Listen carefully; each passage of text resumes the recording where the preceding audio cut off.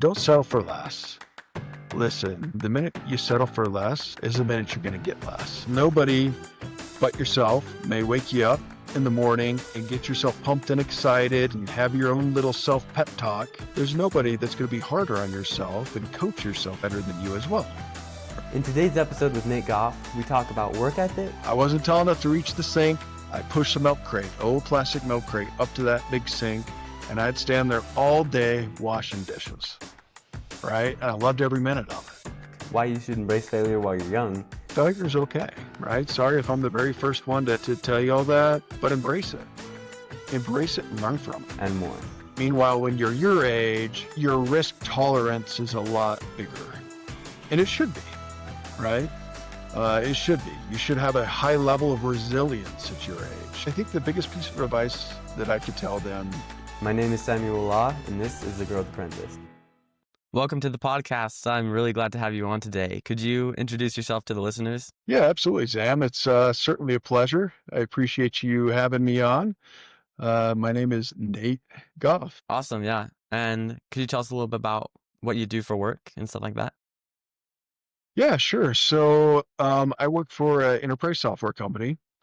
I've been in the enterprise software space for, oh goodness, been over 20 years now. Going on about 25 years. That kind of dates me a little. Huh. Yeah. So how did you get into that space? You know, it's kind of funny you ask. Years ago, when I was, probably almost your age, Sam, I worked for a company that was called Radio Shack, right? I started with Radio Shack as kind of a sales associate. I was going to school at the time, uh, kind of doing the best I could to make a little bit of extra scratch while I was going to school. I was quickly promoted up to a store manager. The opportunity soon thereafter arose for me to become a regional director, but that required me to relocate from Utah out to Sacramento, California. So I would kind of cover the northwestern part of the country for Radio Shack. So I did that for a number of years, worked crazy hours, 7 days a week, as you could imagine in retail, all kinds of issues and problems. And candidly, the money wasn't all that great, right? It was a cool role. It was a cool title. I had a company car. It was Radio Shack Red. Not the most desirable car, but it was free. It was included in the deal. But the money wasn't awesome. I had a brother at the time that worked for an enterprise software company called Oracle, and he was making great money. He was working 8 to 5. And so I was like, man, what is going on? I've got to do what you're doing. And so I said, hey, can I talk to your boss? And he's like, well, sure. So he set up a meeting. I went and talked to his boss. His boss sat me down. He was gracious enough to at least have a discussion with me and looked at my resume. And he's like, you have no software experience. I said, yep, that's why I'm here. I'm here to get software experience. And candidly, the good news was 20 plus years ago, there wasn't a deep bench of people in the Utah Valley with software experience. Hard to think now because there's so much of it. But he was willing to take a shot on me, even though I didn't have a software kind of background. He hired me. And the first year I was there, I was the number one sales rep in the entire division that I was in. I ended up surpassing my brother. I think some of that was due to kind of brotherly competition, right? But a lot of that also was just kind of due to just ambition and drive to kind of do more than I was doing at the time, and so it was super fun. But that's kind of how I got into it. And I went on to work for a number of other software companies over time, a couple of which were startups, and current company called Citrix. I've been here for almost 8 years now. Yeah. Yeah, that's really cool. So, over the years, from time you were my age to now, how's your view on what it really means to be successful changed? A successful what, Sam? I'm sorry, I didn't catch that whole thing. Yeah, just from when you were my age to now, success at my age might look something like, having the cool cars, having a cool house. What is, success and happiness to you look like at this point? That's a great question. I like cool cars. I like, having nice houses. But, there definitely is kind of a success evolution, if you will. I think that, success looks different, based on different seasons of life. I think to your point, kind of early on in life, early on in your career, success looks a lot like obtaining things that are a bit more tangible, right? Like the nice cars, the big houses, those types of things, right? And I think as you get a little older, your vantage point and your perspective of what success is changes, right? I think for me now in the stage of life I'm in, and clearly I'm not 80 or 90 years old, right? I think I have a lot of length left here on my journey, knock on wood. But I think for me, success looks a lot like, having a healthy lifestyle, looks a lot like, having a family, that's around me that I can spend time with, that I can enjoy, that we can create memories together. Looks a lot like me. Uh, it's funny, but, I was just telling my 17-year-old son the other day, that I find more joy in not spending money than I do in spending money. And, he had a hard time kind of grasping that. But, the truth is, where I'm at now, I don't really have any material needs or wants. If I want something, I go buy it, right? If I need something, I go get it. But for me now, it's more about kind of preserving that in which I've worked so hard for up to now. And also kind of taking those things, if you will, or that, money and, kind of putting it in places that allow it to grow, allow it to ideally flourish and thrive, right? So I invest in real estate, for a number of years. I would say that that is success, but that has been a more risk adverse place for me to invest my money than maybe alternative investments, right? It's a place where money can go and it can grow and it can be happy and thrive, if you will, right? So I think success, Sam. If you talk to me in 5 years, I may have, yet another answer for you. But I think early in life, right, we work really, really hard. I've read this book. It's called like The Two Mountains, right? Really great book. And it talks about early in life, you're hiking up the mountain, you're working really hard, you're super excited to get to the summit, right? Because then you get to see the beautiful vista. So I feel like, that summit was kind of in my 30s. I got up there and I looked around at the view and I was kind of like, oh, this is cool. Like, but it was kind of like a this is it moment, right? I was happy. I was great. I had no needs or wants, but it did feel a little bit underwhelming, if you will, right? And so I feel like now I'm kind of traversing that second mountain. And that second mountain is full of, what are ways and opportunities that I can give back? What are ways and opportunities that I can help those around me, both friends and family? What are investments that I can make that are going to be wise investments that aren't just going to set me up, but also, set up my posterity, right, for their future so that they can maybe have a leg up, right? So that maybe they cannot have some of the early on, uh, struggles that maybe I had to experience, right, to kind of get where I am. So I think, kind of where I'm at in life, Sam, that's kind of how I view it right now, right? Yeah. Yeah, I like that. I imagine so my show is targeted towards, people who are about my age. You were mentioning how you're telling your son how you get more joy out of saving money and like not spending than spending it. That probably is weird to a lot of listeners. Why do you think that is at this point in your life? Yeah, that's good. It's a good question, Sam.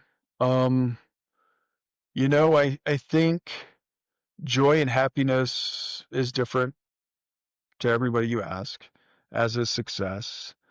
I think I've been very blessed and very fortunate to have, uh, success both in a monetary standpoint, right? I've made some good decisions that have paid some very significant rewards. And I've got nice cars, right?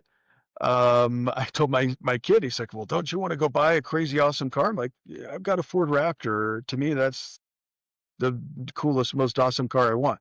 Don't have any debt, right? Yeah, I'm a cash guy. I don't have any loans on my cars. Yeah, I couldn't fathom, going and buying a expensive car and getting a loan on it. I've had loans for 20 plus years. So for me, I think it's more about your tolerance for risk kind of shrinks as you get older, right? Meanwhile, when you're your age, your risk tolerance is a lot bigger, and it should be, right? It should be. You should have a high level of resilience at your age. Reason being is because you learn a lot from failure, right? You fall, you learn, right? You trip, you learn, right? You want to walk with your shoelaces untied, good chance you're going to trip. You know what? You probably trip, you're going to tie them the next time, right? So I'm a big fan and a big believer in experimentation when it pertains to business, right? Through that experimentation, you iterate, right? You kind of iron out the things that didn't go well, and you try again, right? And life looks a lot like that. I think for me, um, as I kind of look at, uh, the joy I get from having my money spread, across a portfolio of stock or across real estate or in my account gives me joy because that joy comes from reassurance, right? It comes from reassurance that at the end of the day, something catastrophic were to happen is, we'll be able to resolve, right? If I were to not be able to work, my wife and my family aren't going to suffer, right? So again, it's all about perspective. Perspective tends to evolve with time, with age. It doesn't mean I don't like nice things. Doesn't mean I don't like to have fun. Because trust me, I love nice things. I love to have fun. But I do believe that you know time is really the commodity that there's never enough of, right? It's non-renewable. Once it's gone, it's gone. And so I think I'm at a point now where my risk tolerance is much more finite. I take far less big risks than maybe I once have. I typically look for more calculated sheer bets versus, highly risky bets that could potentially wind me up or my family in trouble, right? Because, when you're your age, Sam, you don't have very far to fall, right? Yeah, equivalent of falling off of my desk. Yeah, you know what? It's like 3 feet high. It's not going to hurt that bad, right?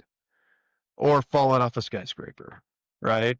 Right now, I don't have any desire to fall off a skyscraper. I probably wouldn't survive that fall, right? So I'm going to take very calculated risks. I'm going to take very calculated decisions to make sure that I have the best possible outcome, right? That's me. I don't think everybody in my age is takes that same kind of mode of thought, but that's just how I am, right? Yeah. Yeah. So I imagine being able to build what you have in your life, it's been intentional and you've got to have a good, work ethic there and stuff like that. Is there specific principles or habits that you have built throughout your life that you feel like even people my age could start now to set themselves up for success later on in life? You know, great question. Listen, a lot can be solved in life by showing up and doing the work. I'm a big believer of that. I learned I was lucky enough to have absolutely incredible parents growing up. I grew up in a really small town in southern Colorado called Cortez, Colorado. And my parents were both school teachers. Growing up, we didn't have a whole heck of a lot, right? In fact, we didn't have much at all. We got a couple pairs of jeans for school every year and one pair of sneakers, and that was it, right? I didn't grow up in the olden days, right? Didn't ride a cover wagon to school or anything like that. Parents never had new cars, right? We never had anything extra. It was always, kind of the basic necessities. My dad would always go and get odds and ends jobs in the summers. And I looking back, I think it was more out of necessity than trying to actually teach me. But my dad would take me with him to do a lot of these odds and ends jobs. And one summer, he was working as a prep cook, kind of a random thing. He was working as a prep cook at a marina called McPhee, at a lake called McPhee Reservoir, just outside of Cortez, Colorado. And, he would, slice tomatoes and onions and different things to help, the head cook kind of prepare for lunch for the day or whatever. And so I would go with him. Most of the time I would, kind of start washing dishes because there's nothing else to do. And I was 9 years old. And the owner of the marina came in and was like, you're doing a dang good job washing those dishes. And you're not even getting paid for it. My dad would give me a couple bucks. He'd buy me a soda at lunchtime. And to me at the time, that was really all the pay I needed or expected. And so the owner of that marina decided he was going to pay me. Well, even back in the old days, you couldn't legally hire a 9-year-old and pay him a paycheck. So he would actually put the money on my dad's paycheck. I would go up to work every day with my dad in the summertime. I wasn't tall enough to reach the sink. I pushed the milk crate, old plastic milk crate, up to that big sink, and I'd stand there all day washing dishes, right? And I loved every minute of it. That's one example. Another example of an odds and ends job my dad had, pretty terrible job. No, not too many people would want to do, is Sunday mornings after the busy weekend. We wake up at 5 a.m. and go clean the movie theater, the local movie theater in Cortez, Colorado, right? And we would, mop the floors and scrape the gum off the seats, all those terrible things. We did that and I enjoyed it, right? I learned at an early age that working hard felt good and that hard work would net a reward, right? The investment you put into working hard would create a positive outcome, right? Those are just kind of two examples that I recall off the top of my head. There's many, many others, but I kind of learned at a young age that if you show up and you put in the hard work, you're going to be able to get a return. Now, don't get me wrong, there's people that win the lottery, there's people that, go and become YouTube famous and, more power to you. Those things are great. But where the rubber hits the road, if there's any one piece of advice I could give anybody, whether it's my kids, nieces or nephews, or people I don't even know, that is, don't be afraid to show up. Highest possible level of honesty and integrity, show up and do the work. And a lot of those wrinkles in life will get ironed. Yeah. Yeah, I think that's such a great lesson. Just show up because it's something that I feel like these days isn't as common. Like it's almost like if you're a minimum wage worker or something, you're gonna just do the bare minimum you can to get paid. Why do you think a lot in it seems like in this generation it's not as common to have such strong work ethic like that? It's a great question, Sam. I mean, I think for me, looking back, at the time, what seemed to be kind of a detriment, right? It was probably the biggest strength, the biggest success that I ever could have had, and that was not having much, right? I was raised where we didn't have a whole lot, and I think that there is a higher sense of entitlement this day and age. I know I'm guilty of that with my own kids, right? They're products of how they're raised. We have nice things, a nice home, and they don't have a lot of needs or wants. Even though we try to put up guardrails, right, to control that as best as possible, I think by large, a lot of times, inherently we're products of how we were raised. And I think there's incredible youth even in this day and age, right, that are your age, that are absolutely remarkable.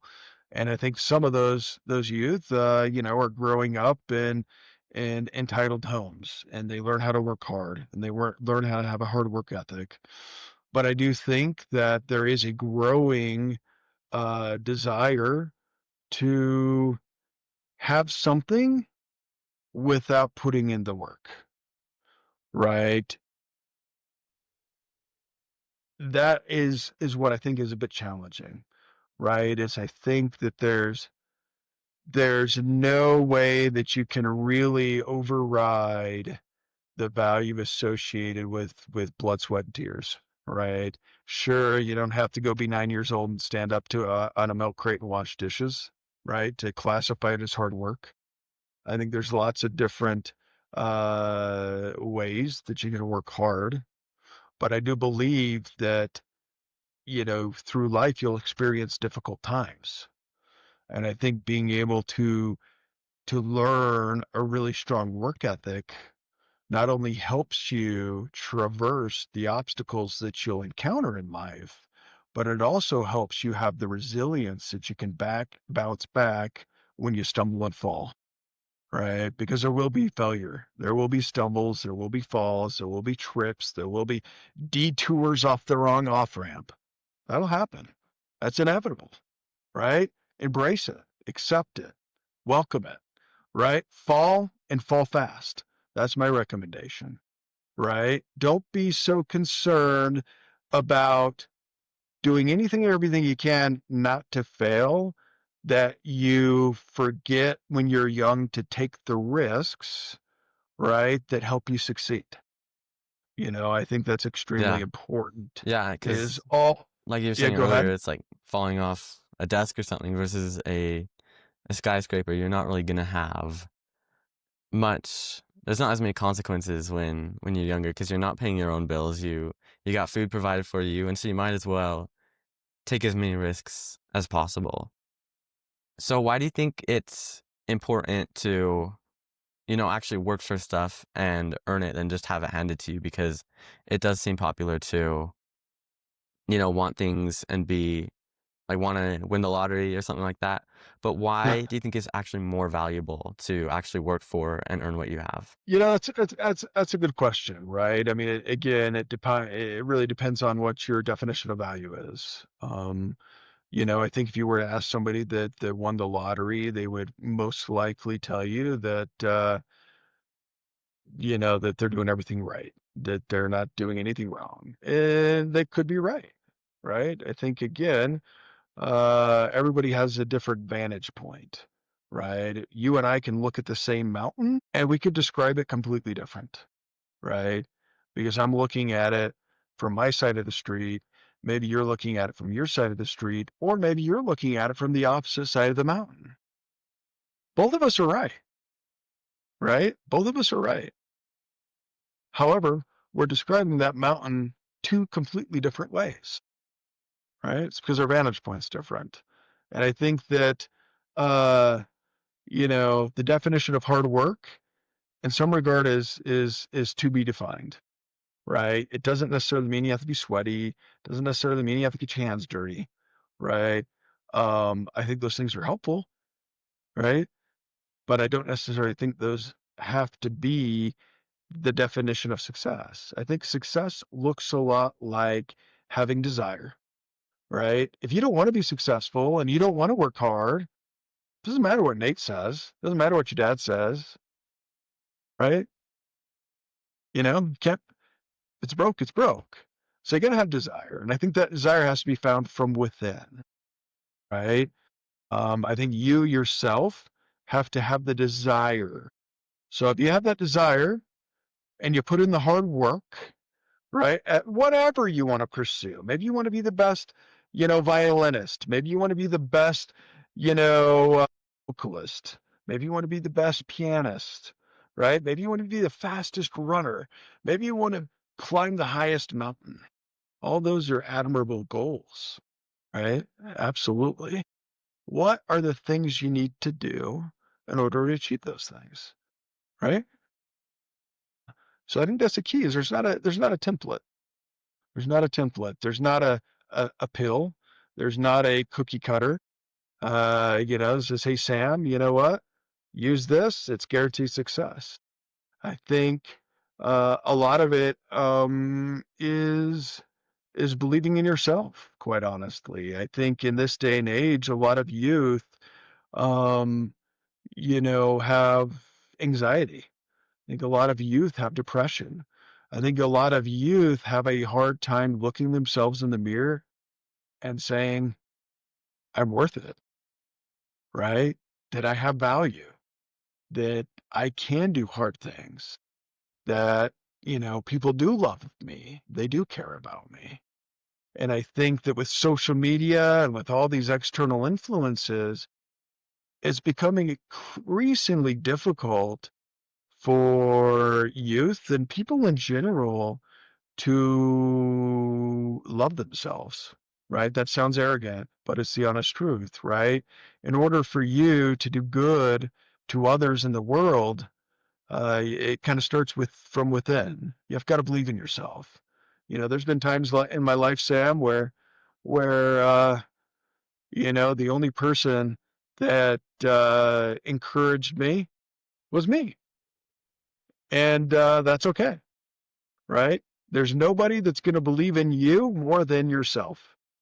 And so if you're looking all over the ends of the world for somebody to encourage you and to motivate you and to lift you up, the first place you need to look is right in the mirror. That's the person that you need to lean the most on to help you be successful. It's you. Yeah. Yeah, I think that's such great advice. And I found in my own life personally, the more I gotta give myself reasons to respect myself. And that comes from, like showing up and from like showing up for myself, showing up for other people. But I don't think it's just gonna come automatically. I think it's gonna take there's gotta be real effort there. And at least in my case, I've had to build that self-respect by showing up. Yeah, no, there's no guarantee, Sam.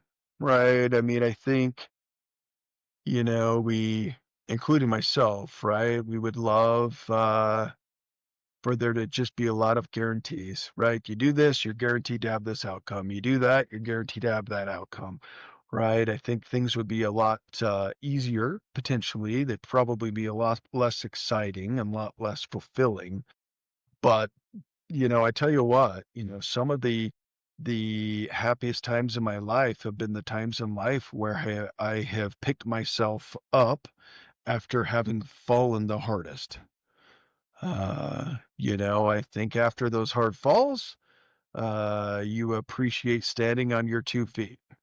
And that's not to say you won't fall again, right? But ideally, I think human nature, if you touch something hot, you learn and you don't have the desire to touch that hot thing again, right?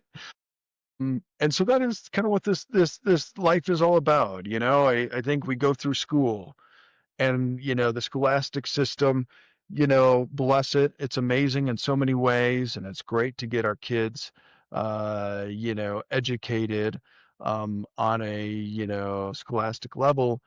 But also at the same side, from the time you're in grade school all the way through the day you graduate, you're taught that A is good, F is bad, right? We're in some regard indoctrinated that failure is bad, right? That the only thing acceptable is success. And when you're in school, success looks a lot like A's.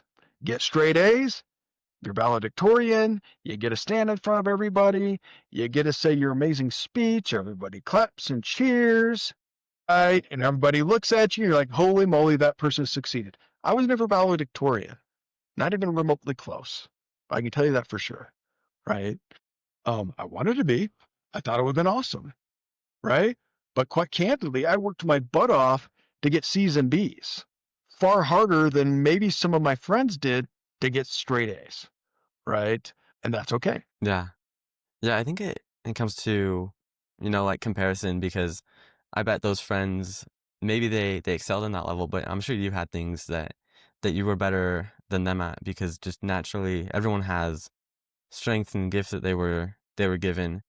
And so yeah, I think it's important not to compare your weaknesses to someone else's strengths because that's never gonna be good, but just accept that everyone has their own gifts and unique abilities are going to help them excel in what's going to bring them the most happiness and help them help the most people. For sure.